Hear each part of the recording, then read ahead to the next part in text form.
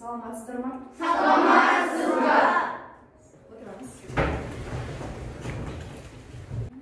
Оқушылар, біз өткен сабағымызды қайталау мақсатында бинго ойынын ойнаймыз. Қазір мен сіздерге қағаздарды беремін. Әркім өздеріне бір қағазды таңдап аламыз. Өзіне ұнаған қағаздарды таңдаймыз.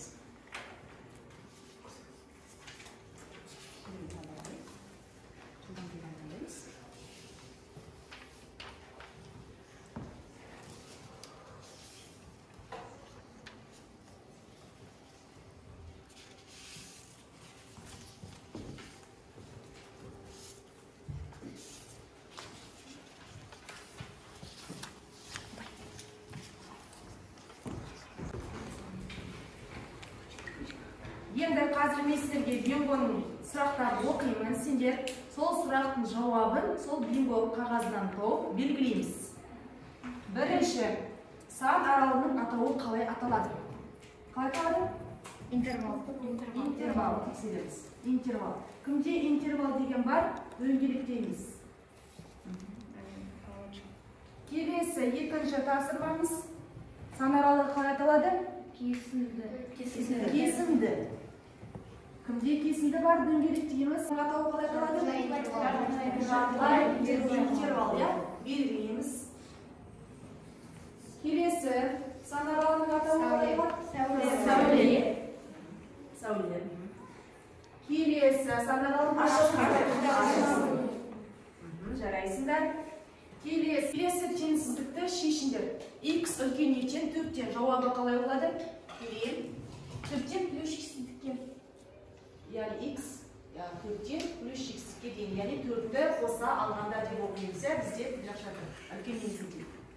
Келесі x кіші 7-ден теңсіздігін шешіңдер. Жауабы Нұрбек атабай. Минус x-тіктен 7-ге дейін. Жарайсы жауабы минус x-тіктен 7-ге дейін. Кімде бар? Дөңгелектейміз. Келесі x қосылған 5 кіші 7-ден теңсіздігінің шешімі қандай болады? Мерейім атабай.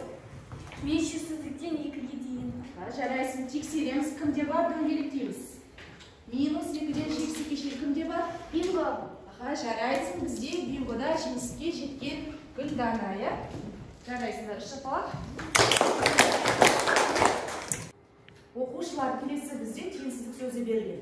Сіздерде барлықтарыңыздың алдарыңызда қағаздар берілген. Сол қағаздар кімге теңсіздік берілген, сол оқушылар ортаға шығыңдар.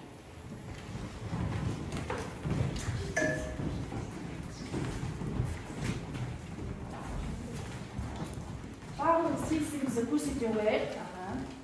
Қандай теңсіздіктер берілген? Дамир айта қойшы, қандай теңсіздік? Модуль x үлкен 7-ден. Мақал, акым айта қой. Бибінір. Модуль x үлкен 7-ден. Карина, сенікі? X-тен 5. X-тен 5 бізде теңсіздікке жата ма? Жоқ. Яғни теңсіздікке жатпайды. Карина отырамыз, я? Яғни қалғандарында қандай теңсіздік берген? Барлығын қарағаш, модуль x үлкен 5-тен, модуль x үлкен еместен 15-тен. Қандай теңсіздік берген? Барлығында бізде қандай табатыр? Модуль. Жарайсыздар, отыра қойыңдар. Яғни бүгінгі біздің сабағымыздың тақырыбы айнымалысы модуль таңбасының ішінде берілген бір айнымалысы бар сызықтық теңсіздік. Дәптерлерімізді ашып, бүгінгі күнді тақырыпты жазамыз. Сабағымыздың оқу мақсаты модуль x үлкен немесе тең, кіші немесе тең теңсіздіктері түрінде берілген нүктелер жиынын координаталық түзуде кескіндеу. Оқушылар модуль x үлкен алдыдан, модуль x үлкен немесе тең 2-ден, модуль x қосылған 2, кіші немесе тең 7-де және мына түрде берілген теңсіздіктің барлығы айнымалысы модуль таңбасының ішінде берілген бір айнымалысы бар сызықтық теңсіздіктер деп аталады. Мысалы теңсіздікті шешіңдер. Бірінші, модуль x кіші 4-тен. Осы теңсіздікті шешуіміз үшін біз екі жағдайды қарастырамыз. Бірінші, x кіші 4-тен деп аламыз. Екінші, x кіші үлкен минус 4-тен. Яғни, мына жердегі кіші деген таңба бізге үлкен деген таңба айналады. Және де мына 4-тің алдына минус таңбасы қойылады. Содан кейін біз координаталық түзуді сызамыз. Минус 4 мен 4 деген санды белгілеп аламыз. Енді айтады x кіші 4-тен, яғни 4-тен кіші аралықты штрихтаймыз. Келесі x үлкен минус 4-тен, минус 4-тен үлкен аралықты штрихтаймыз. Яғни жауабы осы штрих астында да үстінде де бар аралықты біз жауапқа жазамыз. Яғни жауабы минус 4-тен 4-ке дейін. Яғни бізде мына кіші деген белгі тұратын болса, онда біздің теңсіздігіміздің жауабы минус 4 пен осы 4 деген санның аралығы болады. Келесі мысал осыған ұқсас, яғни модуль x үлкен 7-ден болса. Яғни үлкен деген таңба тұрған кезде жаңағыдай біз екі жағдайды қарастырамыз. Бірінші, модуль x үлкен 7-ден, екінші, 7-нің алдына минус таңбасын қоямыз, және де мына үлкен деген таңба бізде кіші деген таңбаға ауысады. Одан кейін координаталық түзуді сызамыз, минус 7 мен 7-ні белгілейміз. Енді x үлкен 7-ден үлкен аралықты штрихтаймыз. Келесі x кіші минус 7-ден, минус 7-ден кіші аралықты штрихтаймыз. Қай жерде штрих бар, соны жауапқа жазамыз. Яғни бұл жақта бізде минус шексіздік, және де 7. Жауабы минус шексіздіктен минус 7-ге дейін, бірігуі 7-ден плюс шексіздікке дейін. Оқушылар, яғни мына теңсіздікті есімізде сақтау үшін бізде кіші деген таңба тұратын болса, мына берілген екі санның арасы болады жауабы. Ал егер де үлкен деген таңба тұратын болса, минус шексіздіктен мына берілген санға дейін, сосын бірігуі сол саннан келесі плюс шексіздікке дейін болады. Келесі мысалымызда қарастырайық. Модуль ішінде 2x қосылған 3 кіші немесе тең 4-тен. Жаңағыдай біз екі жағдайды қарастырамыз. Бірінші, 2x қосылған 3 кіші немесе тең 4-тен. Екінші жағдай тағы осылай, мына кіші немесе тең деген таңба үлкен немесе тең деген таңбаға өзгереді, және де 4-тің алдына минус таңбасы қойылады. Біз бір айнымалысы бар сызықтық теңсіздіктерді шығаруды білеміз, солай ма? X-терді бір жаққа, сандарды бір жаққа жібереміз. Сонда 4 плюс 3 деген мына жаққа бізде барады, минус 3 болып. Яғни 2x кіші немесе тең 4-тен азайтсақ 1 болады. Яғни x кіші немесе тең 1-ді 2-ге бөлеміз. Яғни x кіші немесе тең 0,5-тен. Келесі теңсіздігімізді шығаратын болсақ, 2x үлкен немесе тең минус 4 минус 3. Теңсіздікті шешетін болсақ, бізде x үлкен немесе тең минус 3,5-тен. Жауабы бізде, яғни координаталық түзуді сызып белгілейтін болсақ, x кіші немесе тең 0,5-тен 0,5-тен кіші аралық, және де x үлкен минус 3,5-тен. Минус 3,5-тен үлкен аралықты штрихтаймыз. Жауабы осы екі санның аралығы, яғни тік жақша тұрғандықтан бізде оқығанда қалай оқимыз? Минус 3,5-ті қоса алғанда 0,5-ті қоса алғанға дейін. Барлық зәптерімізді ашып, мысалда жазып аламыз.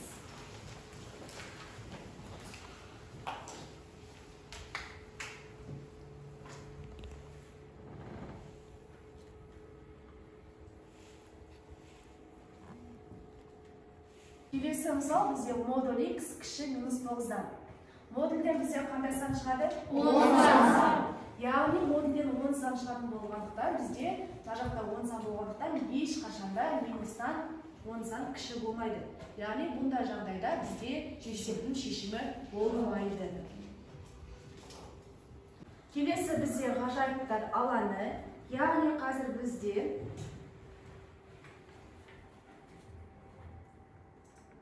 сіздерде мына жерде барлық оқушының аты жөні жазылған. Қазір мына жерді айналдырған кезде кім оқушының аты түседі, сол оқушы тақтаға шығып есепті орындайды.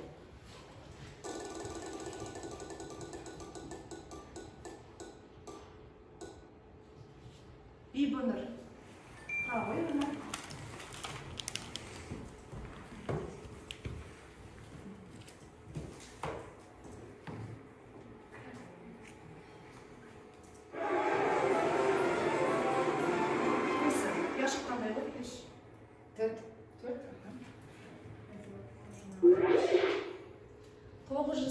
Есептің екінші тапсырмасын тақтаға орындаймыз.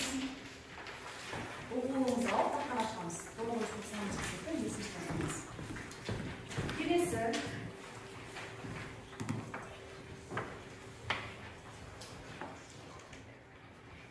Келесі оқушыны анықтаймыз қазір.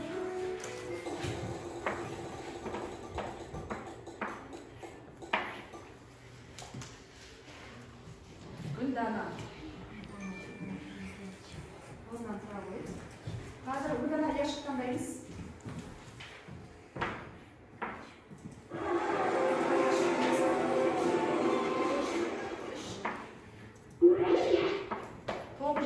Есептің екінші тапсырмасын орындаймыз.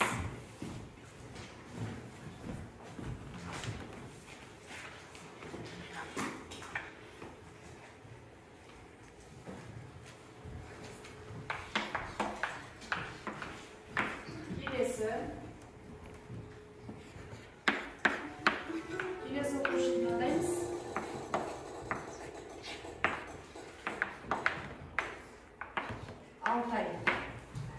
Алтай яшық таңдаймыз, дастарымыздан. Қай яшық таңдаймыз? Бірінші. Алтайдың есебін тексереміз. Екі жағдайда қарастырған ба? Шығарған теңсіздігі дұрыс па бізде? Минус 1-ден кіші, минус 5-тен, минус 1-ден үлкен, минус 5-тен кіші. Жауабы қандай айта қойшы, Алтай? Минус шексіздіктен минус 5-ке дейін бірігу минус 1-ден плюс шексіздікке. Дұрыс па жауабы? Беймір қатеміз ұстадық па? Оқушылар, келесі бізде сәйкестендіру тапсырмасы. Қазір барлықтарыңызға сәйкестендіру тапсырмасын орындаймыз. Қалам мен аты жөндерді жазамыз, осы қағазға сәйкестендіреміз.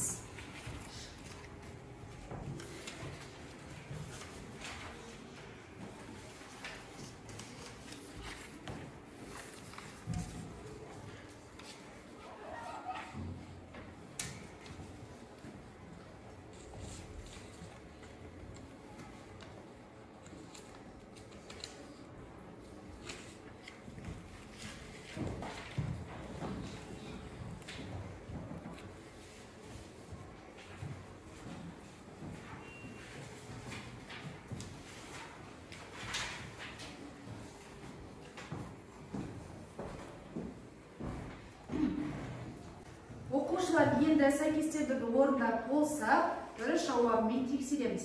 Жыттарымызбен ауыстыра қойып. Жауабын тексере қоямыз. Қасына плюс таңбасын қоямыз, дұрыс болса.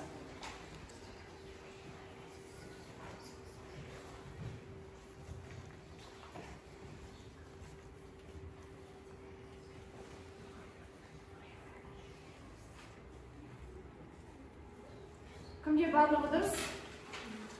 Алиқанда, сосын Айбекте барлығы дұрыс. Гүлданада, Данирда, Еринда. Екінші, үшінші жатыр. Жарайсыңдар. Кімге бір қате бар? Жамбата, Нанесінде бір қате бар, жарайсыңдар. Оқушылар енді сәйкестендіруді орындап болса, бір тапсырманы тақтаға қалдай қойып. Берген тақтаға шағыш керек. Сол тапсырмасын қалдай қойып. Берілген оқи қойшы бірінші. Модуль X азайтылған 3 артық 3-ке. Енді шығара қой тақтаға.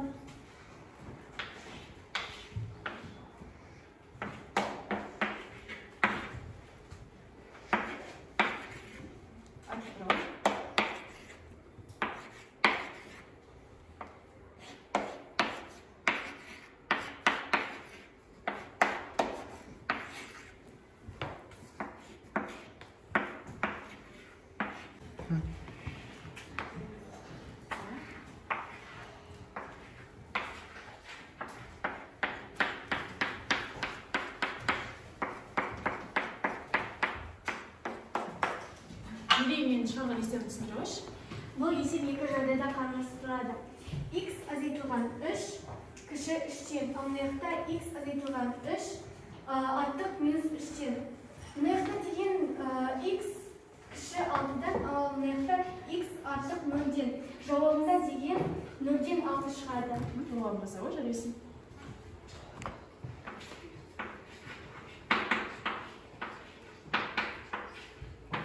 Жарайсың.